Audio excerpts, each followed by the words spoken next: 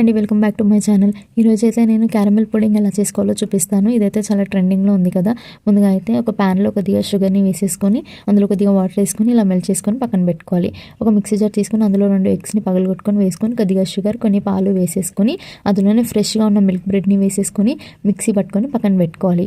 ఒక బౌల్లో లేదా మీ దగ్గర కేక్ మోల్డ్ ఉన్నా సరే ఇలా స్టీల్ గిన్నెలో అయినా మనం మెల్ట్ చేసుకున్న షుగర్ని వేసేసుకొని మిక్సీ పట్టుకున్న ఆ పేస్ట్ని కూడా అంతా వేసేసుకొని ఇలా కొద్దిగా వాటర్ వేసేసుకొని ఒక గిన్నెలో ఇలా స్టాండ్ పెట్టుకొని మనం ఏదైతే సిరప్ అంతా రెడీ చేసుకున్నామో అది ఇలా పెట్టేసుకొని, మీ దగ్గర ఇలా ఇడ్లీ పాత్ర ఉన్నా ఓకే, ఏదైనా కడాయి లాంటిదైనా ఓకే, ఇలా వాటర్ వేసుకొని ఒక 25 మినిట్స్ వరకు ఇలా బేక్ చేసుకోవాలి.